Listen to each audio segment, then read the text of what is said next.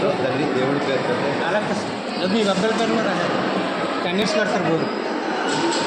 దీంతో వచ్చిన ఇంట్రెస్ట్తో 10 సంవత్సరాల పాటు పెడతారు. మీరు ఎవరి పేరు మీద ఏమంటే వాళ్ళ పేరు పేరు మీద కదండి, దేవుడి మీదే చేసేయండి.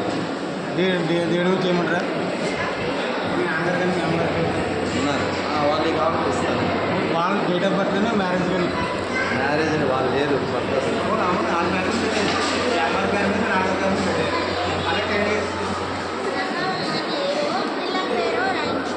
సరే సరే ఇద్దరు పేరు కాదు, ఆధార్ కార్డులు ఇస్తాను. ఆ, దేవుడి పేరు మీద చేపిస్తే మాకు తృప్తిగా ఉంటుందండి. అదే సార్. అంటే మేము ఎవరు తెలియకుండా ఉంటే బాగుంటుందండి కదా. డేట్ అన్నది మెన్షన్ చేయగలిగాం మేము. అవునా?